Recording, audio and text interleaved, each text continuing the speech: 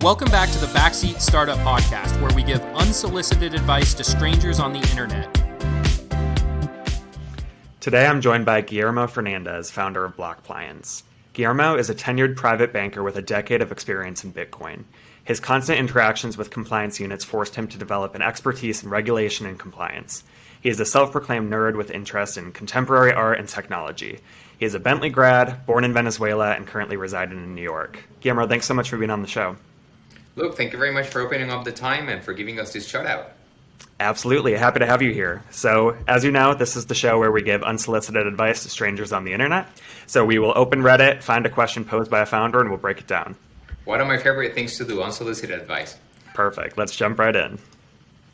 As a rule, I don't like to read these ahead of time. I do want this to be unscripted and totally casual, but this one did seem pretty interesting. I like titles that kind of grab you right away. I've committed a founder faux pas, but we can keep scrolling if you want to check out some other ones. Let's see what that one says. All right, sounds good. I'll double click in here and read it for the listeners. So the title is, Have I Committed a Founder Faux Pas? I'm the founder of a fast-growing startup. We're a consumer SaaS and have had over 10,000 signups in the past 2 months. My co-founder and I are a bit overwhelmed with the response, and we're trying to raise capital so we can hire out and better support our future growth. The company makes money, but not enough to staff a full dev team. Despite all this growth, I'm still a first-time founder and basically have no network. I didn't go to an Ivy League school, and it's hard for me to get warm intros through my small network. Lately, I've been reaching out to other founders to get their experiences working with certain investors. I spoke with one founder recently. We seemed to hit it off. He liked my growth, and we were in similar verticals. At the end of the meeting, I asked if he'd look at my pitch deck, which he agreed to. In the following email, I asked him if he could help me with intros to some of the investors he mentioned, and I never heard back. Did I commit a serious faux pas? Should I reach back out and apologize? If I can't get intros from founders, I'm not really sure how else I'm going to get warm intros to investors. Did I do something wrong? So this is a great one. What are your thoughts? This is a great one. We got lucky with that pick. So sure, I think that there's obviously good context in here as to where this founder startup is in the terms of process. But I think that the first thing that jumps to me, it's that the founder seems to sort of neglect his or her own network. They automatically go to say, well, I didn't go to XYZ school. I might not have the traditional story. And I think that that's sort of a guilty road that a lot of founders tend to go towards. And you sort of hear that happening a lot, where people try to justify the fact that they're up against a difficult process by saying, well, this would be easier if I had X, Y, C, D, X checkmark. The truth, or at least what I have found from having done this already before, it's that even if you have those accolades, it's not easy. There are certain biases absolutely in the industry. So if you look one way, if you speak one language, if you went to certain schools, there might be easier paths, but that does not mean that the fact that you did all those things is going to turn into a billion-dollar company. The exact same way, it doesn't mean that the fact that you come from no education but just had a good idea can't actually make you a 10, 20, 30 billion dollar company. So I think that the first thing this founder should be doing is sort of revisit how they describe themselves and saying, well, I'm up against this difficult task. How can I get it solved? Have they really explored their network for people? Maybe they don't know a lot of VCs in their network, but maybe they know people who could write them a check. And it sounds like they're at a stage where they would be looking at institutional founding just because they have some traction, 10,000 signups, it's pretty good. We don't know how long have they been in business, and we don't know specifically what type of product it is, but I'll assume it's a consumer product based on the number. Mm-hmm. So maybe get one or two angels that write you checks, and that facilitates things. It's very clear that nobody wants to be the first one jumping on a pool. I remember getting that advice from a professor, actually. They said nobody likes to jump on an empty pool. Mm-hmm. So get that first check in and that would facilitate your questions for the next ones. Is this founder going to events on on their industry? Maybe there's 1, 2, or 3 events locally that they could be going to where they're going to meet people that could write them a check or could offer the intros. I don't know if you want to build on that. Yeah, I think that's amazing advice. I think there's 2 points to the network side of things. So I think you're exactly right. I bet they haven't exhausted their network quite to the degree that they think. And you don't, like you said, everyone's network has value in it. You don't have to go to an Ivy to get those sort of relationships, especially at this stage when we're talking like friends and family round. That's why it's called friends and family round. And inherently it has a little bit of awkwardness. Like, it's kind of awkward to talk to people you know and grew up with in some cases about this new business venture. Sometimes you kind of have to set aside a little bit of social anxiety. I know I certainly do, but that's exactly right. I bet there's people in his network or in this poster's network that either can offer advice, point them in the right direction, write that initial check, because I love that analogy you gave of no one likes to jump into an empty pool. The second part of this is the advent of social media has greatly expanded your network. Like, there's a reason that you and I, Guillermo, on the call right now, we met over Twitter, probably, right? Yeah, we literally met over Twitter. Yeah, and it has so rapidly expanded the ability to meet people all over the world. Like, I know a handful of founders and investors here in Chicago, but over the past year of growing Startup Founder Daily, I've met people truly from all over the world that I would never have encountered just in my local ecosystem. And I have found that people are more willing to answer DMs, more willing to answer cold emails than you would think. So I think bottom line, and this kind of goes into the next point I wanted to talk about in this post, is that I am a textbook overthinker, and it sounds like this poster is doing the same, especially as we get into the, like, oh, I reached out to so-and-so, they said they would take a look at my deck and make introductions.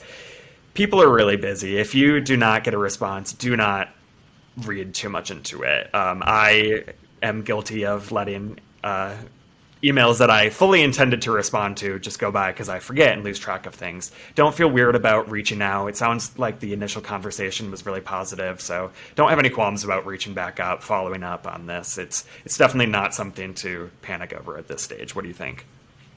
I think you're right. Look, like, something that maybe you don't understand until you're in that position is that the more successful you are, the more you have to ignore noise and say no to things.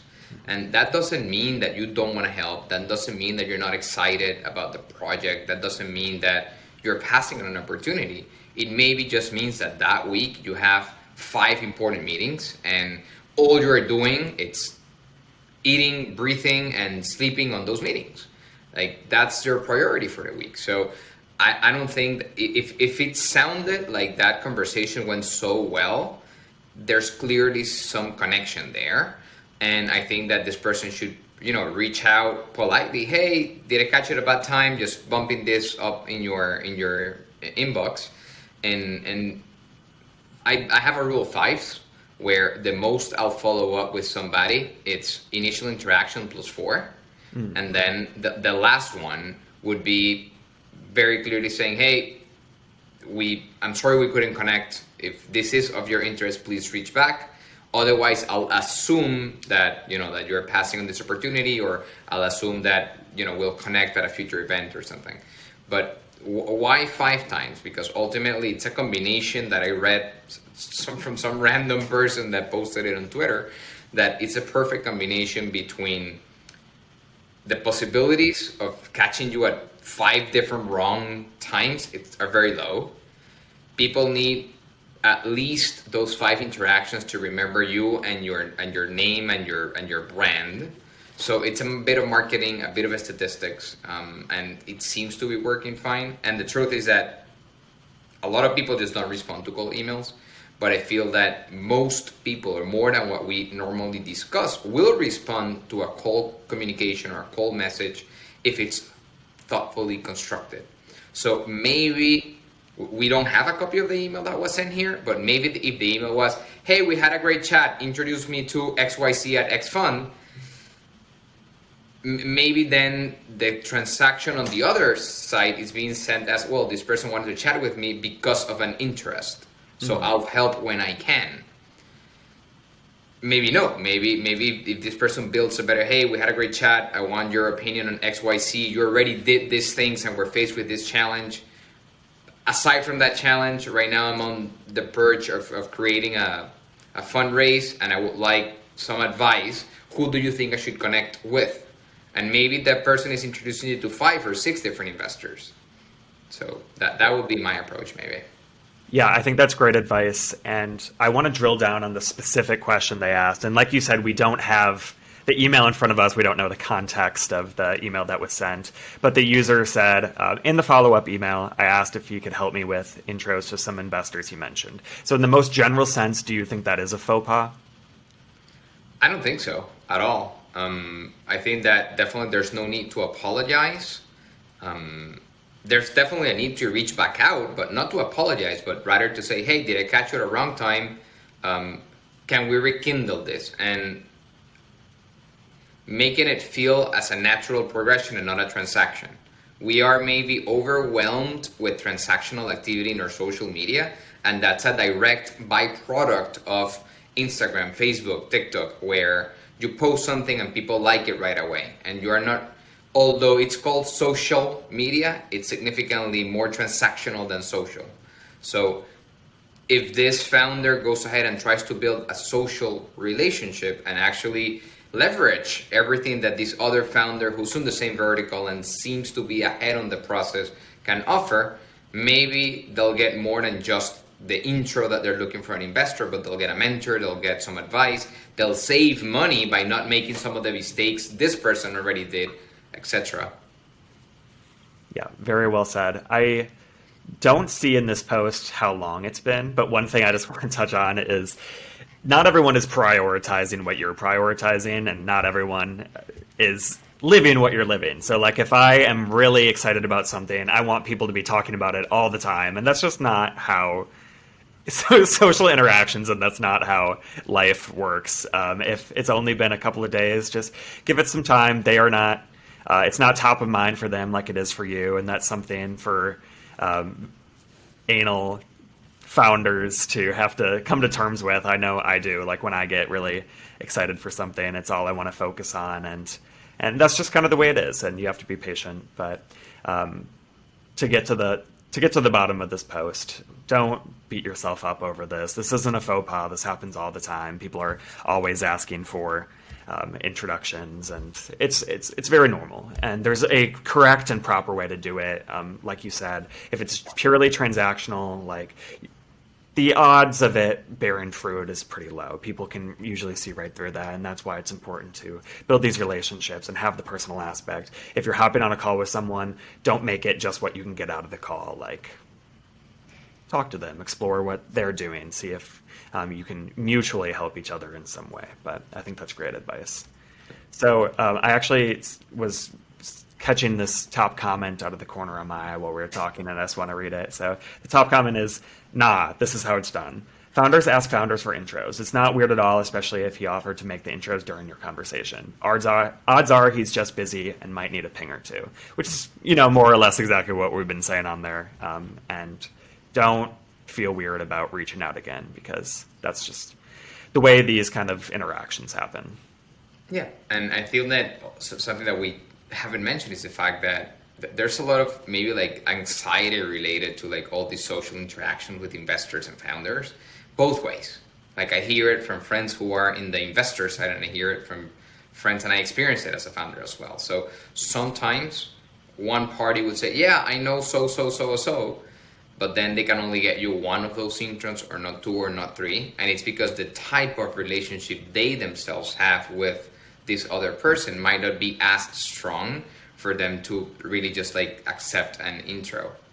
And sometimes you reach out as a founder, you reach out to your investor and you say, hey, I would love to introduce you to so-and-so building this really cool thing. And the response you get is, we're not taking deals anymore, or we're not actively deploying right now. So it puts you in an awkward position to like have to get back to that person and say, hey, it's nothing about you, but this this fund, this person is not writing checks for XYZ reason. And we just actually went through that in the last few months in crypto. I'm really glad you said that, because I was thinking the exact same thing. The way these normally work is if somebody offers to make an intro for you, they reach out to that said person, ask if they would be open to it before getting back to you and making the introduction. And sometimes in that second interaction, so when the person that offered to make an intro actually reaches out to the person they're offering to introduce you to, they say they're either not interested or, like you said, not deploying right now, whole host of logistical reasons. That happens a lot. And it's not the case where they're, they say, I will make this introduction, and 5 minutes later they link you over emails, CC you both. Like, usually they reach out first because there's kind of a social currency at play. Like, if you have a network of people who are capital allocators, for instance, it can be touchy if you're constantly just making introductions without asking them for permission first. So that's usually how that goes. And I'm not saying that this is the case here, but I'm glad you brought it up, because that is a really common occurrence when making introductions to investors. So I think we have adequately answered this question. You're welcome for the unsolicited advice. Guillermo, thank you so much for being on the show. How can listeners connect with you? Look, thank you for opening up the time again. I think that the best way to reach us, it's either at Blockpliance on Twitter and LinkedIn, or just directly through our website, blockpliance.com. You can reach me personally at Guillermo Fernandes on LinkedIn as well, and on Twitter. I try to respond as much, but if I don't respond, ping me. Don't be afraid to do it. Great. Thank you so much. By the time this episode comes out, we will have just featured Blockpliance on Startup Founder Daily, so definitely go check out those blog posts and those features, and check out Blockpliance and everything they're doing over there, because they're doing really amazing work. So once again, thank you so much for being on the show, and we'll talk soon. Thank you very much, Luke.